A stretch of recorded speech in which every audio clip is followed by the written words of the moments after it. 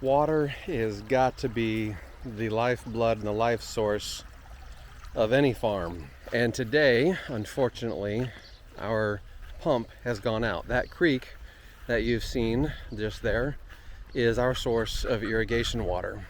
And when we are looking at expanding our field and what we do in the field here, we've got strawberry and garlic and flowers and blueberries, and then we're going to be planting a whole bunch of beans and cucumbers and all sorts of things in this field and beyond. And here's our hand line, and boy howdy, it works really well when the pump works. The problem is that the pump has gone out. I'm most certainly not an expert in pumps and motors and such like that, but what my point is going to be here in this video is to just simply tear it apart and see what it's made of. So let's go grab the pump, bring it into the shop, and start tearing it apart. So the pump is located here along the creek. It's a little bit overgrown already. Springtime is amazing here. Things just tend to pop like crazy.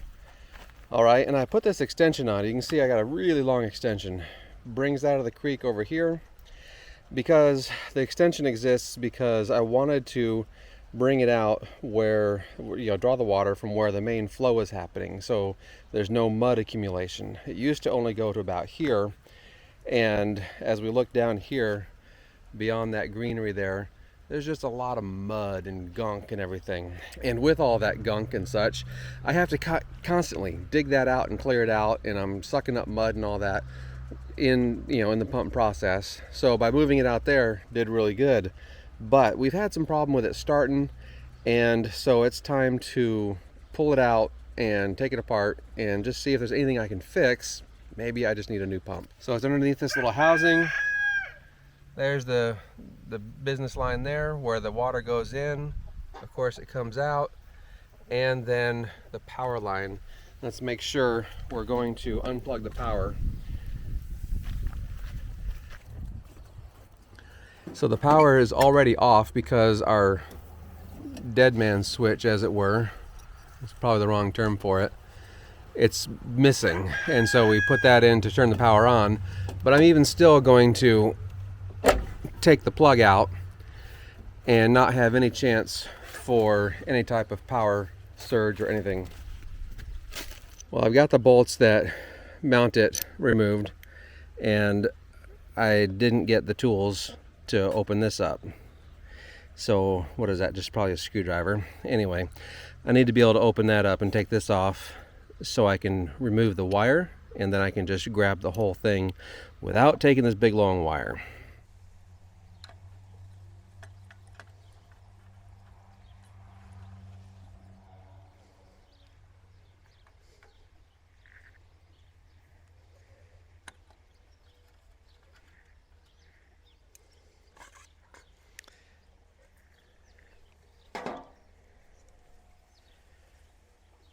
So it's this wire and the red wire that are coming in that I need to remove.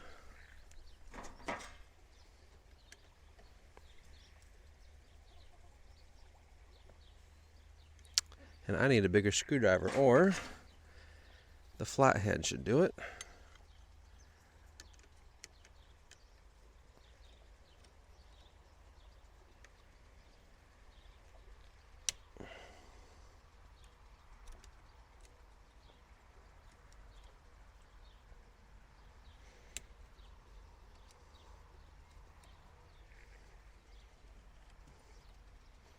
And then I've got a white wire coming out of there too, and it looks like it goes to the ground over here, so I'm gonna have to put the camera down and figure out how to loosen that up.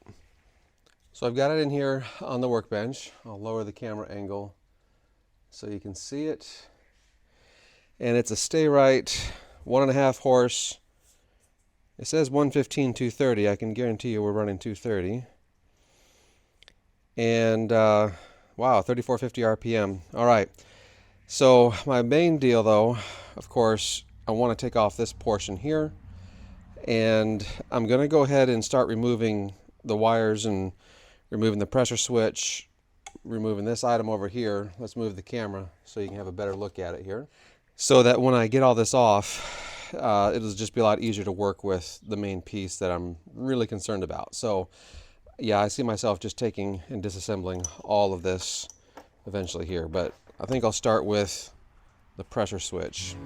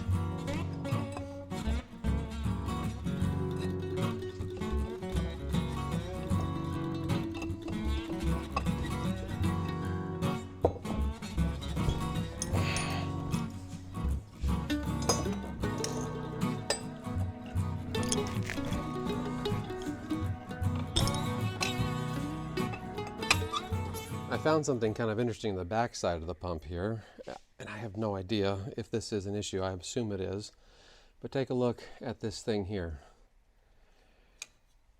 So this item here is lifted up.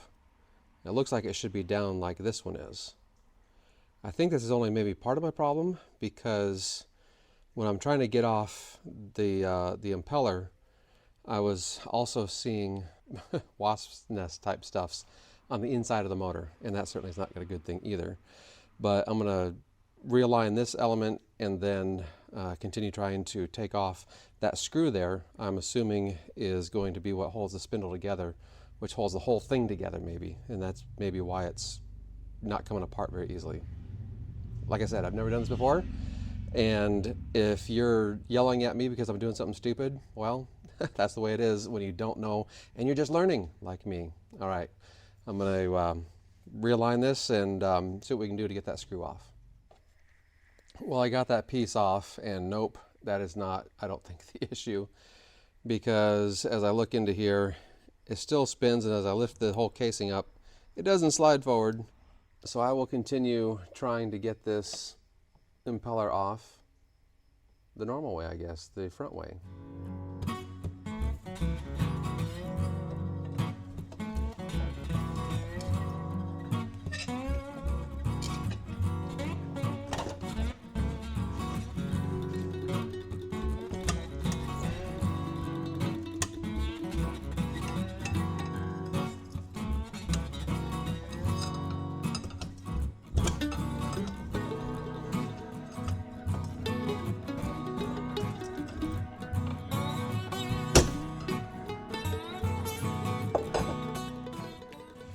Well, I just got the top flange off.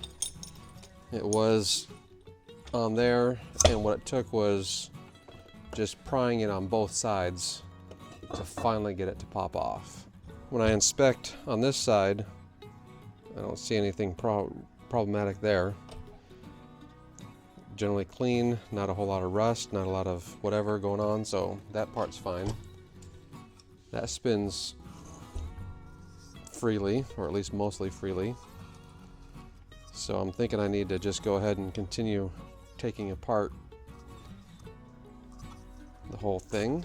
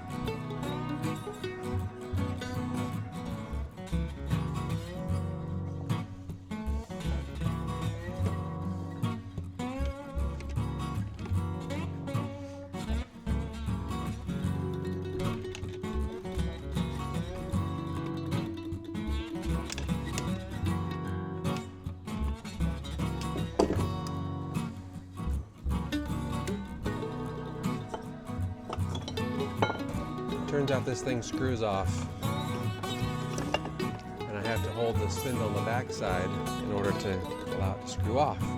Good thing I didn't break it.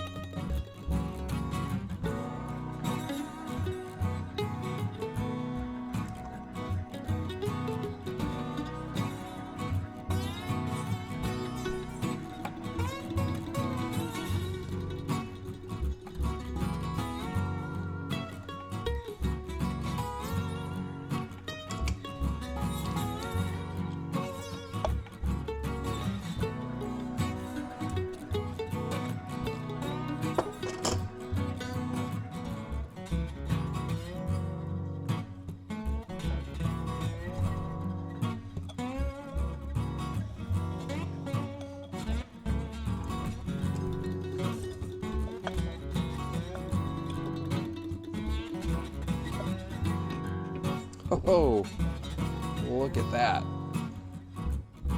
Maybe that's part of the problem? Yikes.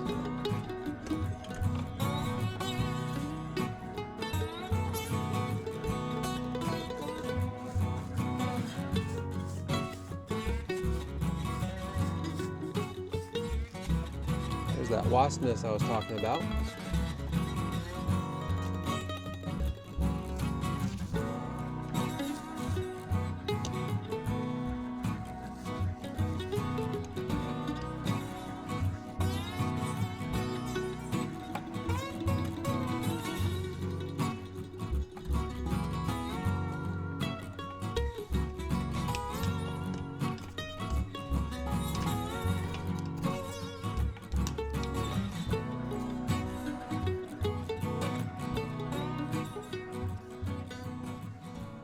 That spins super fine. Oh, I go the other direction. Hear a little something. I'm starting to suspect that maybe it's just the start capacitor that went out, because it still works, but so it hasn't totally popped. But if it's out of whack, then it won't, it won't get the motor started. The problem that we're having is that when we turn the switch on, it just sits there and buzzes. And then finally, after a little while, it gets started and it gets moving. And so certainly if the start capacitor is not capacitating, is that the right word? Then we could certainly have a problem.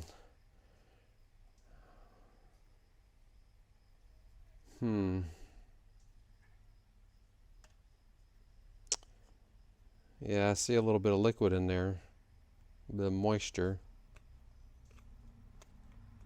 So I've got the new capacitor, nice and small like the other one. And so let's get this thing installed. Let's get the rest of the thing buttoned up, and let's see what we can do to get this thing back and running. Hopefully this is the only problem. One thing I want to point out before I button this whole thing up, that really, I don't know, kind of special looking thing, this thing here, I just thought this was really cool, because what this does, this is a centrifugal, the spin here will cause that weight to fly out, and this thing causes the capacitor to actually engage. I thought that was kind of cool, because pretty much just an ingenious design where when that thing is spinning, of course, the capacitor disengages. So anyway, that's what that was for. I had wondered what it was about earlier in the video, so I just figured I would share what that's all about. Now it's time to just put this back together. And this is that device that causes the connection to happen, or to engage or disengage for the capacitor. Okay, I've got this thing mostly clean and ready to go. I don't have a gasket to go on this, so I'm just going to use some silicone once it's ready to go. Put the shaft seal back on now. Make sure I'm doing that the right way.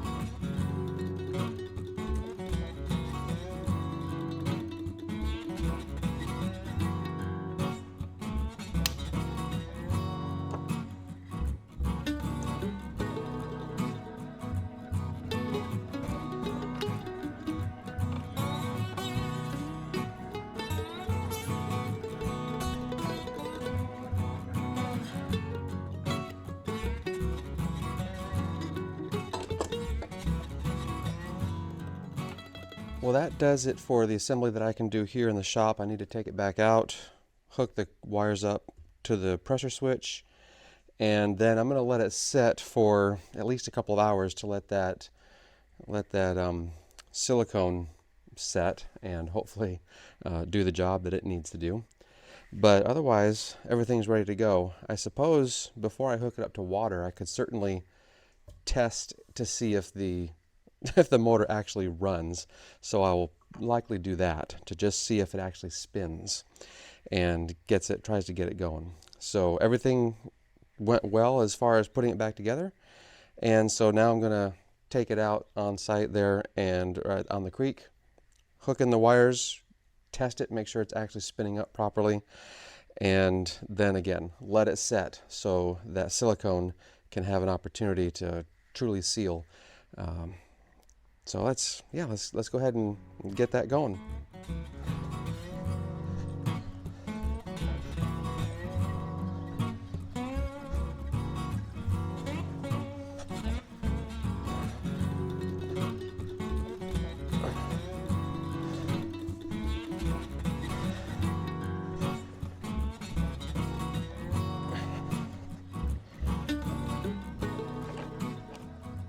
Well, the job is done, or at least I hope it's done.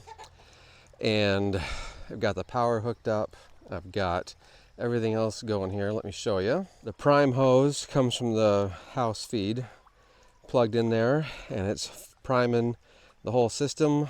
Got it hooked up back to the motor. And what it used to do when I turned it on is it would hum for, sometimes a good minute, and then it just wouldn't go. And it would take forever for it to get spun up. The low pressure switch thing here, basically, it's protecting the whole thing. If it gets low pressure, it'll shut the pump off, which is fine and all, but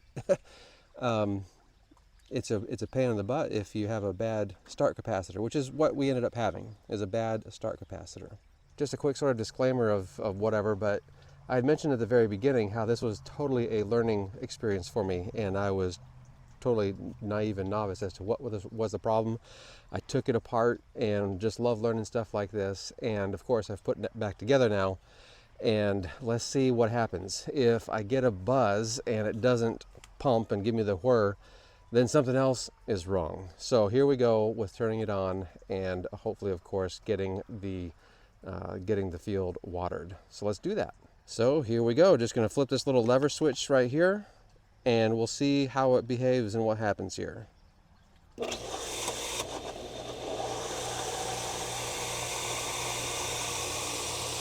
Nearly instantaneous, but I do have a leak down there that I will have to work with and fix. You can probably see that, but it does sound good otherwise. So I'm going to turn off the prime source here,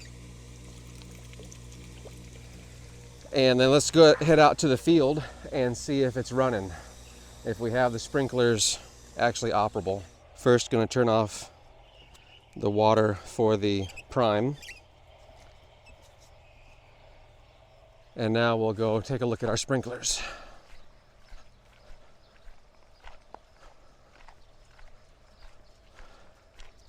I hear them running, I see them running, and I am definitely happy. So that is really good to hear, good to see. Been working real hard to try and get a lot of things planted today. We've got some strawberries here, all sorts of garlic already planted and growing really well. This blank section that we're coming up on, I've got 5 rows of Kajari melon. Bought some seeds from Baker Creek, and I'll show you their webpage on that. Awesome looking melons. I have no idea what they taste like, except for they'll be melon-like, of course. Oh, looks like I've got a clogged head. I had a clogged head earlier. I thought I cleared them all out, so I got a clogged head I got to worry about. All these are looking good. And then it looks like my really far one there is also clogged. So I have a little more work to do before this is all finished, said and done. But for now, I'm going to let it run and going to get these flowers. This field you just saw where it was all dirt, I had it out under a tarp for a good 5-6 months or so. And now it is nearly completely full of my cut flowers. I'm doing cut flowers this summer to see what I can do to earn some money so I can send my son to school. He wants to go to the local private school, and he's been homeschooled, which we love doing, but we figured, hey, let's see what we can do to earn some money. So we're going to do cut flowers and other things, of course, here on the farm. And this is going to pay for his education. So we're looking forward to being able to do that. And he's helping out a lot too. You don't see him here in this video, but he is working hard. That's part of the deal. He's got to work hard too. And if he wants to earn it, if he wants to make it happen, he's going to earn it. And so he's earning it through the work that he's doing, helping out here in the fields and whatnot. So, all right.